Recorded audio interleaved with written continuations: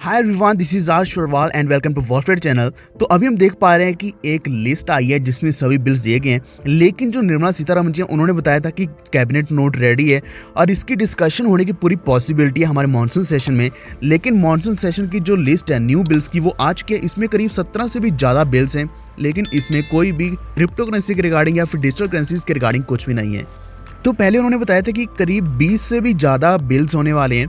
तो इनमें शायद सीबीडीसी के रिगार्डिंग भी बिल हो सकता है या फिर सिर्फ digital currencies and crypto currencies को रेगुलेट करने का बिल हो सकता है, लेकिन अभी ऐसा कुछ भी निकलकर सामने नहीं आया है। लेकिन इसी के साथ उन्होंने ये भी बोला था कि कुछ ऑर्डिनेंसेस भी होंगे।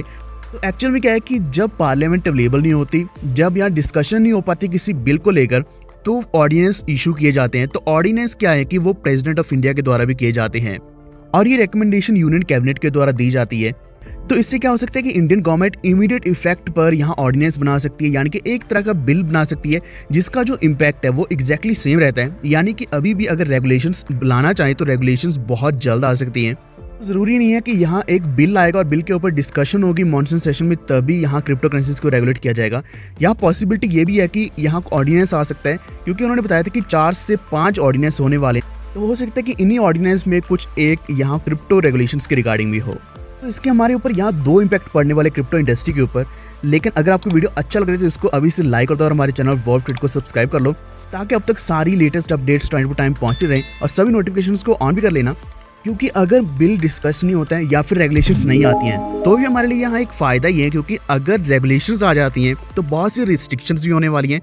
हो सकता है कि बैंक्स यहाँ बिल्कुल ही बंद कर दे क्रिप्टो करेंसीज की ट्रांजैक्शन, यानी कि कुछ लिमिटेड ही फैसिलिटीज अवेलेबल रहेंगी क्रिप्टो को लेकर। यानी कि सिर्फ यहाँ जो क्रिप्टो के प्रोजेक्ट्स हैं या फिर ब्लॉकचेन प्रोजेक्ट्स हैं उनको ही अलाउ किया जाएगा, जो नॉर्मल ट्रेडर्स हैं उनको अलाउ नहीं किया जाएगा। बिल्कुल ऐसा ही चाइना में भी है, वहाँ जो सिर्फ प्रोफेशनल ट्रेडर्स हैं उनको ही अलाउ किया जा रहा है। कुछ या $1000 या $10,000 की एक लिमिट लगाई गई है जिसमें वो ट्रेडिंग कर सकते हैं।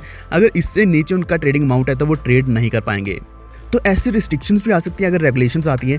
लेकिन दूसरा फायदा ये भी है कि अगर रेगुलेशंस आती हैं तो ये भी हो सकता है कि यहाँ खुल के हम काम कर पाएँ, यानी कि कुछ टैक्स देना पड़ सकता है लेकिन फिर भी हम खुल के ट्रेडिंग कर पाएंगे, प्रॉफिट्स ले पाएंगे अपने बैंक अकाउंट्स में। तो यही हमारे लिए सबसे बड़ा फायदा हो सकता है अगर रेगुलेशंस आ सकती हैं।